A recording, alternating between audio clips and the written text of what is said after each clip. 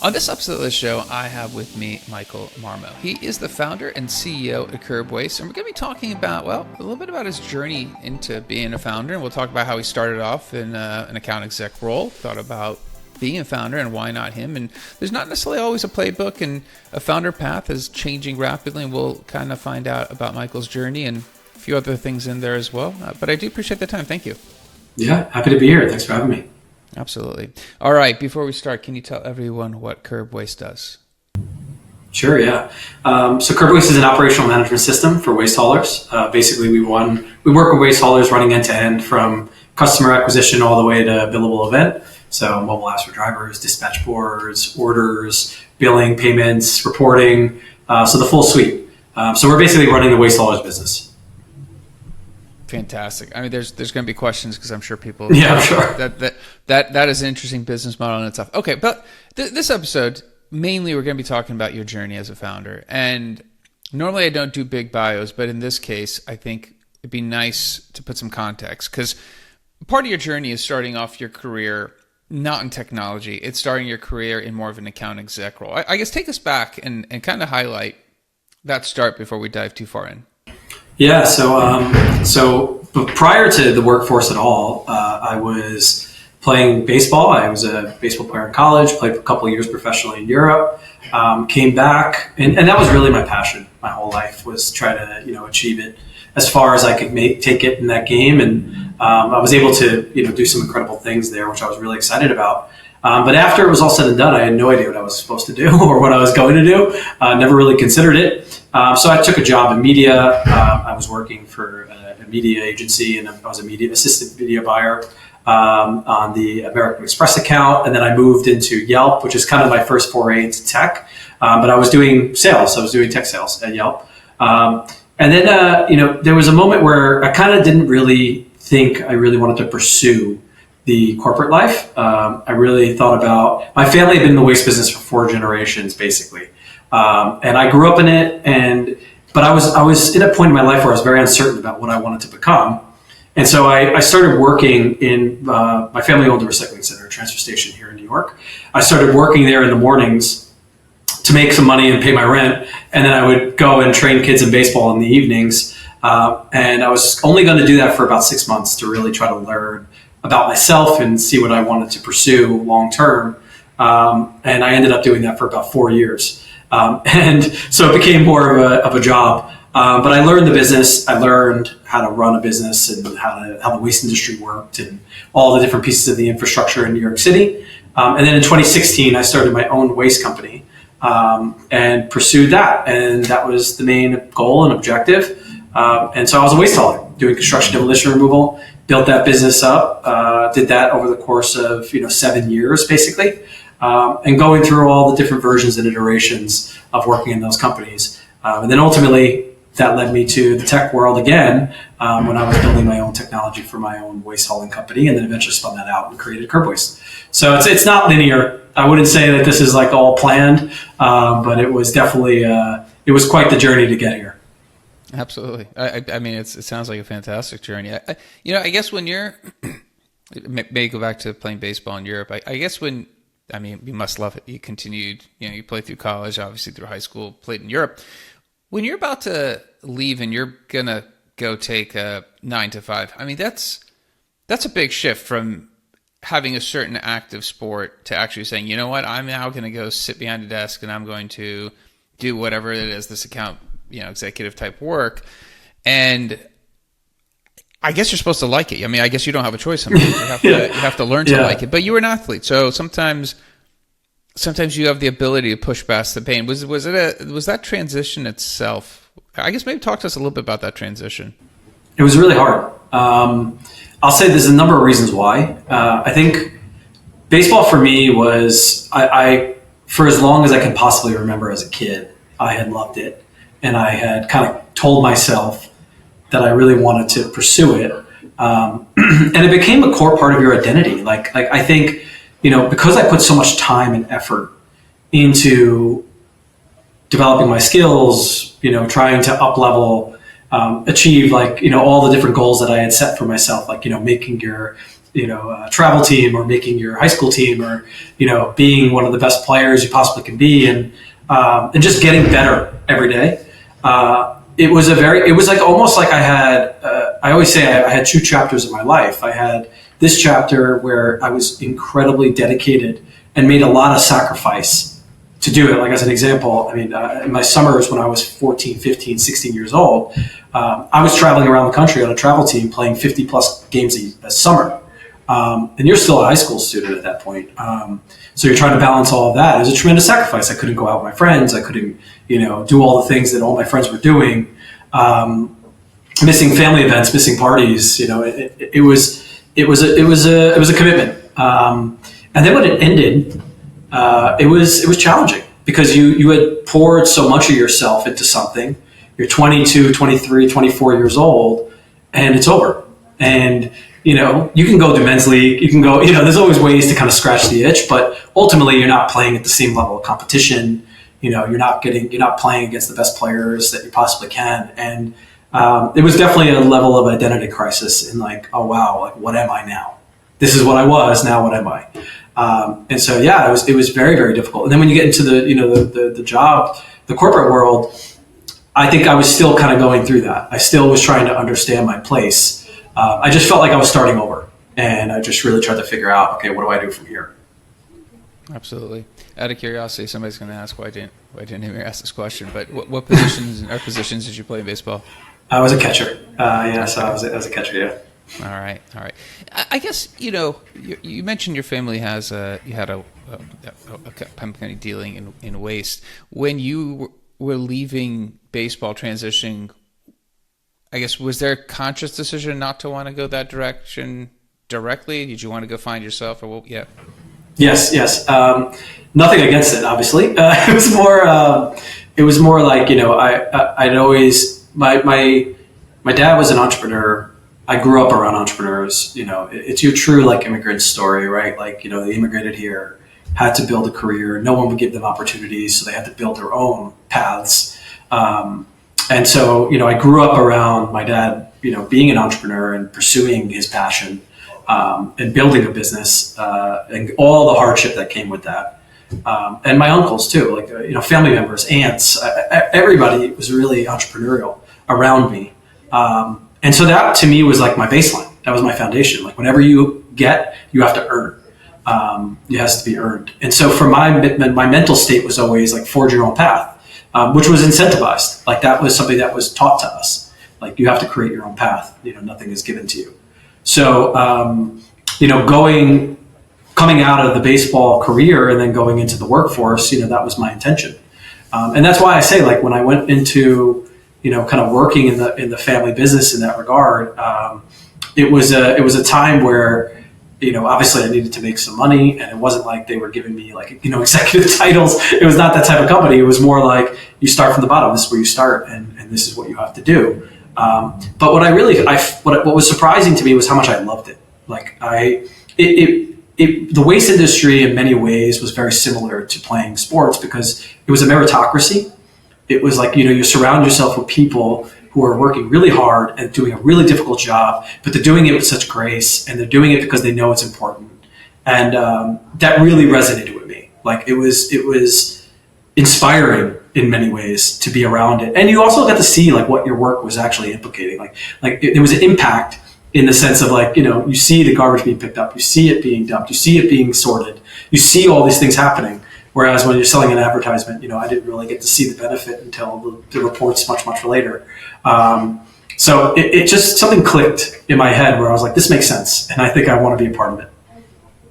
That's really cool. Yeah, it's interesting. I think when we talk about just waste in general, any part of it, I don't know if people, as you kind of described it, you found a bit of a thread that tied to your passion, and obviously it worked.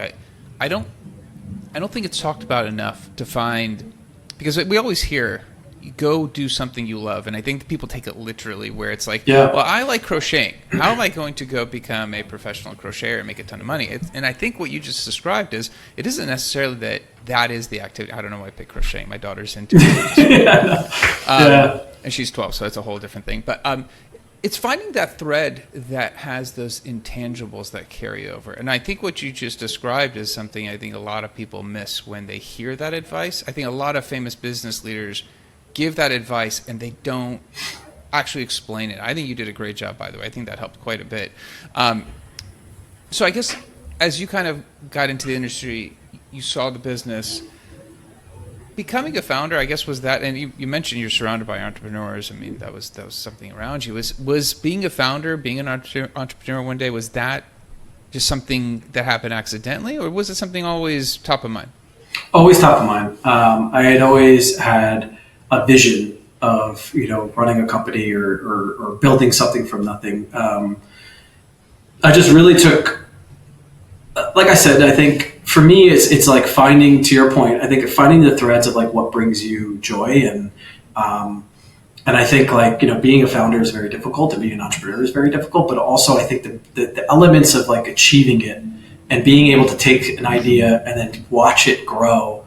I think I experienced that with my athletic career, and just like being able to take this thing that I've played in the backyard and learn, and then kind of watch it grow into this amazing experience that I got to have. I wanted that. I was craving that more.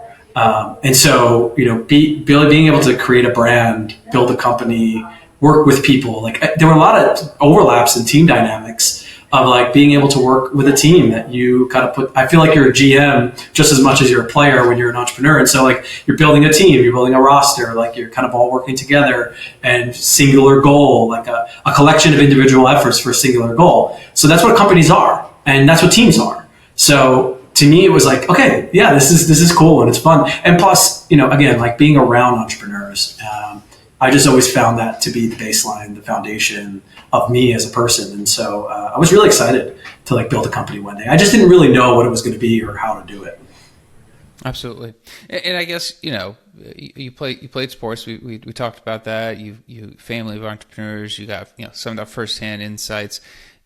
Obviously the trajectory you took, started up at the bottom, work your way up. I guess when you decide to be a founder, you have that typical founder path, right? And not that and maybe it's a stereotype that we have to consider that, you have a CS degree, you have this type of particular background. When you think about a founder, you think about your background. Kind of talk to us about how you leverage your strengths. What are the things that make you a good founder, and kind of talk to us about that? Yeah, I don't know if I'm the one that should answer that. I think other people should, but I think the things that kind of fuel me, I'm a very passionate person. I have a lot of drive. I have a lot of energy. I have a lot of willpower, and I think I'm pretty persistent. I'll run through walls. Like I'm not afraid of the unknown. And I think, again, sorry to keep going back to baseball. Like baseball's a game of failure. You fail a lot, and you have an 0 for 4 day, and then you have a 4 for 4 day, and you can't figure out what the difference was. Like I had gone through so many ups and downs that I just realized like you never can get too high, you never can get too low. You just keep going. So I always felt confident in the fact that I could push through. But I also, I think, deeply understood what I wasn't good at, probably more so than what I was good at. And so I really hyper-focused on skills that I needed to learn, and just leveraging people to educate me on like how to be a good, founder, early stage founder, mid stage founder, late stage founder. What are the needs of the business? Like, do they need you to be very much in the weeds? Do they need you to kind of sit above the fold? Like just understanding how you need to evolve. And then finding the things that you're weakest at, and then learning those things and really educating yourself on like, how does tech get made? How does the engineer think? Like, what are the most important architecture factors that we're taking into consideration? How do I think about product? How do I think about go to market? Like I'm always thinking about those things and trying to get better. But I think more than anything, I think it's like we always say in our company, a humble warrior, just the ability to continue to push through while also understanding that you don't know everything. I think the humility does help in this idea of like trying to improve. And so I knew how to build teams, and I knew how to, lead from the front. And And so I think that's the kind of core fabric that I brought into the company. But there's still a lot I don't know, and there's still a lot I'm learning. Absolutely. Obviously being within the waste space, it is interesting what you probably have observed as opportunities to want to, I guess, address the tech side, to create CurbWaste, to establish a platform. I talked to us a little bit about that, because that is to be within the waste and then to see that opportunity. That's a solid leap. I'm just kind of curious what you saw and how you saw it at the time. Well, the good thing was I was living it, right? So when we started the company, you're competing against in New York, a few hundred haulers are competing in this market. And I was, young, and I was trying to figure out, like, how am I going to differentiate myself from everybody else? And so the logical thing for me at the time was we'll just give more transparency. We'll give more visibility. We'll just be more tech forward. We'll be digital versus kind of the way that the industry had been moving. And I remember, in 2016, I had gone to the Waste Expo, which is like a big industry conference for us. And I was there to try to find a tech solution that I felt would kind of put me in that different category. And I wasn't really able to find what I was looking for. And so I had a decision to make at that point, and I decided, you know what, I'll just build it. I'll build it myself. Like we'll go out, we'll focus on the most important things as we go, and as we grow, and we'll finance it. And so we started to fund this tech product. And the way we thought about it was like, okay, what is the thing that we don't like doing the most? Or what is the thing that we need to scale? And let's just like invest in those areas. So it was very kind of sequential and very, very we were very disciplined about how we used our money, because we were a cash flow business. And we were just solving real problems. So we started to hit a point where the business was growing. And then as I started to talk to waste haulers in other areas and other markets, I started to realize like they're dealing with the same things. Like they are struggling with their providers, or they're struggling with, different scale issues as it relates to digitization, or their customers are requesting things that they weren't able to provide. And so when we went through, as the business grew and we went through the pandemic, very painful time for us. Like New York City had shut down, and we were construction demolition, so we were considered non-essential at the time. So basically all the revenue stopped for us.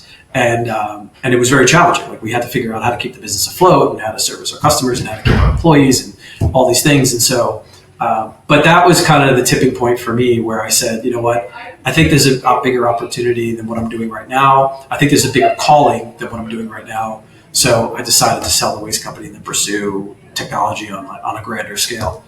So that's really kind of how that all happened. That's really cool. I think,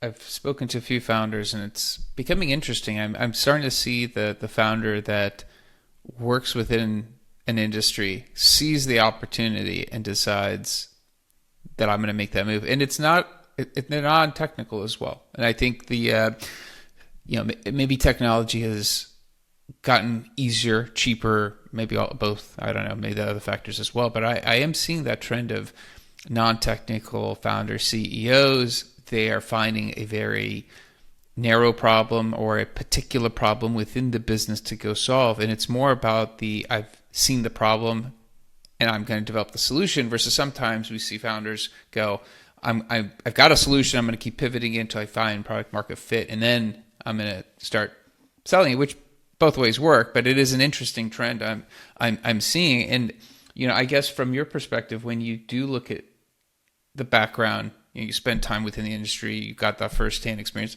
the pandemic forced you to reflect. If you're looking, if you're going to give advice to other potential founders who are again, or maybe at some point, at some stage in their career, they're within a functional area, and this is the hard part, to make that transition from going, I'm actually doing the job, to being a business around an opportunity within that job. That's, again, not always easy. We hear it, but I don't think it's the easiest leap to make, because we always can't see that dotted line. From your perspective, you did make that leap. What are some pieces of advice if somebody is sitting there going, you know what, I do see that opportunity? Like, what are some things that you did, or what are some things that you can pass on to those people? I would say probably two things. I think the first thing is understanding the why. I think there's no, I'm not going to sit here and pretend that there's a playbook, right? There just isn't. I mean, on an example of it, there's also other people that did exactly what you did. Like they created innovation through pivoting and tons of ideas. Some of them work, some of them fail. And you need those dreamers. You need those types of people. You also need people like me. You need, ultimately the outcome is, do we get something of value? And are the customers really appreciative of what you built? That's the number one success criteria. So for me, it's understand the why of what you're doing. And I've always found that like, if the why is, I want to make a lot of money, I'm not saying that's a bad thing, but I'm saying it's just sometimes that doesn't really get you to the point of where you're going to make a good decision for the customer or for product market fit or for anything. That could be an outcome and that could be something we all love and appreciate, but ultimately the why has to be something that you really can articulate into words, because you're going to have to go out and convince customers to sign up. You're going to have to go out and convince people to either invest in you or, to believe in you in some capacity. You're going to have to go out and recruit talent, and everybody's looking at the why. Everybody's trying to understand why you, why this company, why this idea. And if you can't articulate it to yourself, then you don't have anything. Like it's really empty. So I would start there.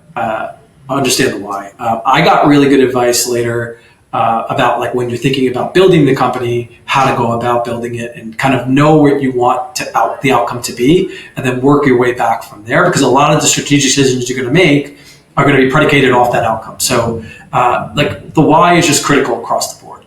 But I think internally as well, like being a founder is very hard. I don't know what anybody, you listen to all the success podcasts and you listen to all the things, but what's a lot of times being brushed over and left out is all the times they thought they were going to fail, all the times where things went wrong, all the times where they made mistakes. It's a very difficult journey. And so you really have to understand the reason for you internally, the why not me factor.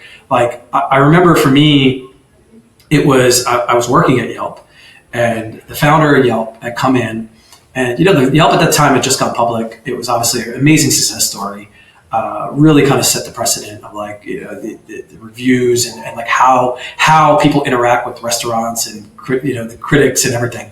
And I remember he came in and he was giving this speech, and it was incredible to see, right? But what really stood out to me more than anything was like, this was what made him different. I asked myself, like, what were the things that made him different? Now, brilliant, sure. Like, did he have a great idea? 100%. Did he notice something? Yes. But at the end of the day, he tried. Like, that's really what it was. He had an idea and then he acted on it, and he tried and he pursued it and he went through it and he continued to go through it when all the different caveats of their story were coming out. And to me, that really resonated. I was like, why not me? Like, why, if he can do it, why can't I do it? And I would ask myself that question. I'd be like, why can't I do it? What is it? What is the limiting factor? And I think a lot of times it's yourself that's stopping you. The fear, the self-talk, talk yourself out of it. You're like, oh, it's not my path, it's not my thing. But I think a lot of times if you can take the why of what you're building and the why you and put those two things together, you're able to really pursue something. And you could do it without the fear of failing because you believe in it so much. And so I think any founder that's thinking about doing this, really sit down, have a conversation with yourself, and try to get down to like, what would I do if things went wrong?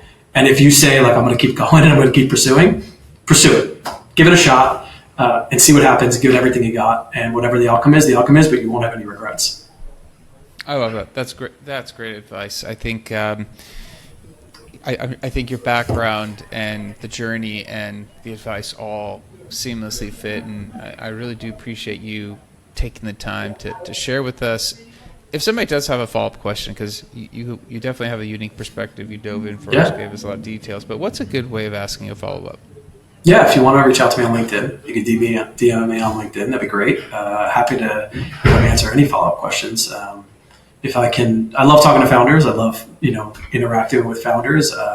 So more than happy to do that and learn about people's journeys and stories as well. And if you want to learn more about CurbWaste, you can, check us out on CurbWaste.com. Awesome. I really do appreciate it, Michael. Thank you. Yeah, thank you, man. Thank you for your time. Yeah, I appreciate it. Thanks so much for having me. It's fun. Absolutely. All right, that's it for this episode. Be back again, different guest, different topic. Until then, two things. One, I think Mike took us on a great journey of his background, of how he started, that baseball work ethic obviously is an undertone to everything he's done. We kind of heard about, that the transition from baseball to his first job and some of those challenges and into the waste industry and seeing opportunity where maybe somebody else wouldn't and turn it into a fantastic business. So share this with somebody else who could benefit from hearing about his story. I'd love that. And also like, subscribe, and comment. Let me know how the show's going for you. Until next time, thank you and goodbye.